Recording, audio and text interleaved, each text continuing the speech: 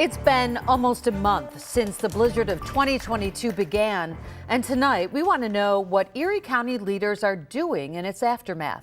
Good evening, I'm Mary Alice Demler. And hello everyone, I'm Scott Levin. 47 people died across western New York, and we wanted to know how the medical examiner determined a blizzard-related death. And 2 on your side's Nate Benson tried to get answers for you tonight. And Nate, what were you able to learn tonight?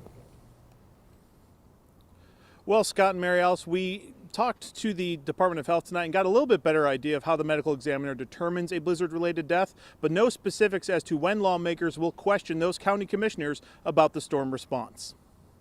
Sadly, the number continues to rise. 46 deaths in Erie County can be directly correlated to the 2022 blizzard. But the 3 that were announced Thursday come nearly 4 weeks after the storm. How is that the case? First, it's important to note when the medical examiner would investigate a death. The medical examiner works off a list of circumstances. That list includes criminal violence, neglect, suicide, suspicious or unusual manners, those who died suddenly, or deaths occurring in a public institution. The Erie County Health Department says that most of the deaths received by the medical examiner's office did not have a proper medical certification for cause of death, or after review had died in an unusual manner.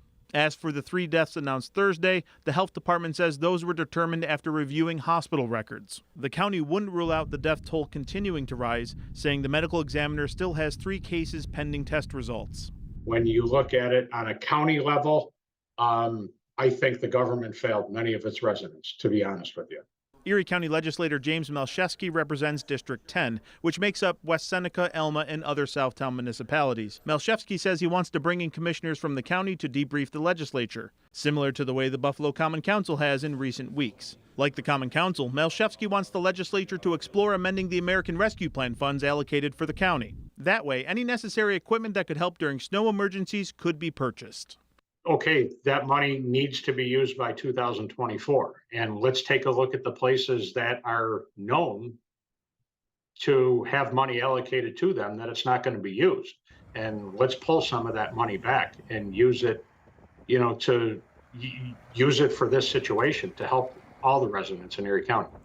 Are conversations happening with the Democratic majority to amend that plan so you could maybe shift it towards emergency equipment? They have not happened with the Democratic majority at this point. Legislature Chairwoman April Baskin's office tells me tonight that they do plan inviting those commissioners to a future committee meeting, but would not tell me when or how that would occur. So we will, of course, keep asking. Reporting live outside County Hall, Nate Benson, Channel 2 News.